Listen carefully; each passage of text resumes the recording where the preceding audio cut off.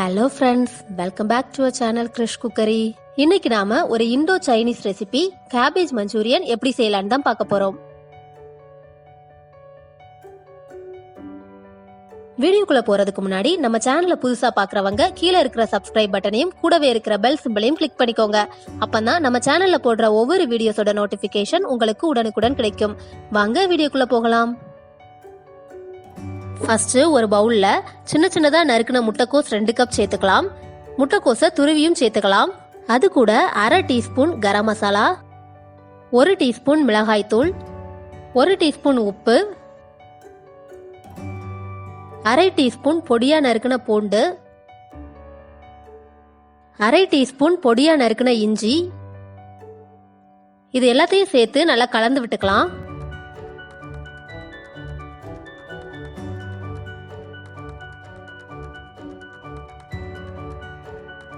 இப்போ இதுல 2 table spoon சோள மாவு,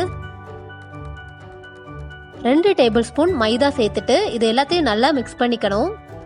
இதுல தண்ணி சேர்க்காம நல்லா மிக்ஸ் பண்ணிக்கணும். முட்டைக்கோஸ்லயும் தண்ணி விடும், அதனால தண்ணி சேர்க்க கூடாது.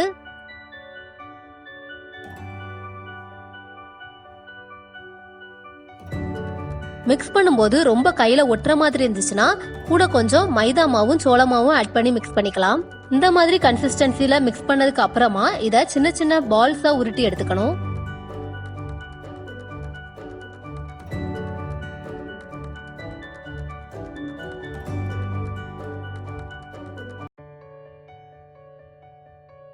எல்லா மாவையும் இந்த மாதிரி பால்ஸா இப்போ உருட்டி எடுத்தாச்சு. அடுத்தது கடாயில எண்ணெய் ஊத்திட்டு அது நல்லா ஹீட் ஆனதுக்கு அப்புறமா எல்லா மஞ்சூரியன் பால்ஸையும் இதுல ஃப்ரை பண்ணி எடுத்துக்கலாம். ஃப்ளேம் மீடியம் ஃப்ளேம்ல இருக்கணும்.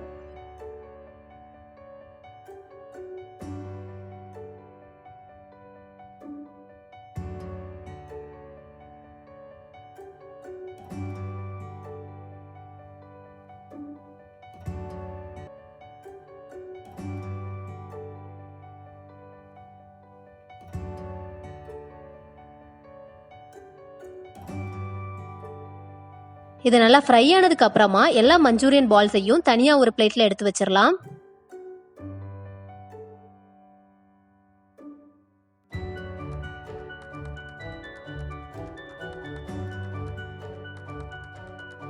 இப்போ கேபேஜ் மஞ்சூரியன் பால்ஸ் ரெடி ஆயிடுச்சு.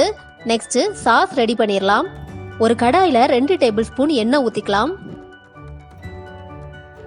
எண்ணெய் நல்லா ஹீட் ஆனதுக்கு அப்புறமா அதுல 1 டீஸ்பூன் பொடியா நறுக்கின பூண்டு, பொடியா நறுக்கின பச்சை மிளகாய் 1 டீஸ்பூன், ஒரு சின்ன சைஸ் பெரிய வெங்காயத்தை பொடியா நறுக்கி இதுல சேர்த்துட்டு நல்லா வதக்கிக்கலாம்.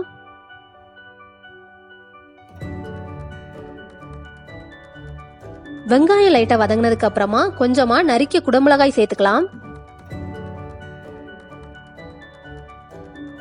இதை நல்லா கலந்து விட்டதுக்கு அப்புறமா அது கூட 2 table spoon red chilli sauce, 1 teaspoon soya sauce, 1 table spoon tomato ketchup சேர்த்துட்டு எல்லாத்தையும் நல்லா கலந்து விட்டுக்கலாம். நம்ம சேர்த்திருக்கக்கூடிய சாஸ்லயும் உப்பு இருக்கும், அதனால இதுல உப்பு சேர்க்க தேவையில்லை. இப்போ இதுல மிளகுத்தூள் அரை டீஸ்பூன் சேர்த்து நல்லா கலந்து விட்டுக்கலாம்.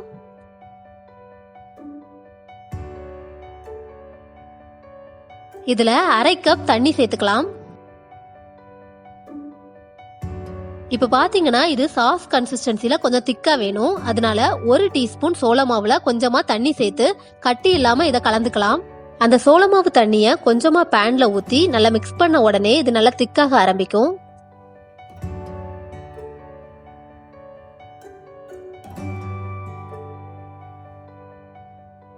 இந்த மாதிரி கன்சிஸ்டன்சில திக்கானதுக்கு அப்புறமா ஆல்ரெடி ஃப்ரை பண்ணி வச்சிருந்த கேபேஜ் மஞ்சூரியன் பால்ஸை இதுல போட்டு நல்லா கலந்து விட்டுக்கலாம்.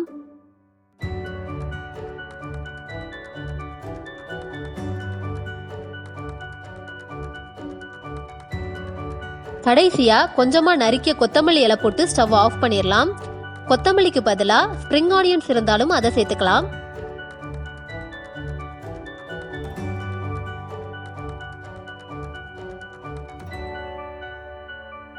இவ்வளவுதான் ரொம்பவே டேஸ்டியான கேபேஜ் மஞ்சூரியன் ரெடி ஆயிடுச்சு. இந்த ரெசிபி உங்களுக்கு பிடிச்சிருந்தா லைக் பண்ணுங்க, உங்க ஃப்ரெண்ட்ஸ் கூட ஷேர் பண்ணுங்க, கமெண்ட் பண்ணுங்க. வேறொரு சூப்பரான ரெசிபியோட உங்களை மீட் பண்றேன். அது வரைக்கும் பாய்.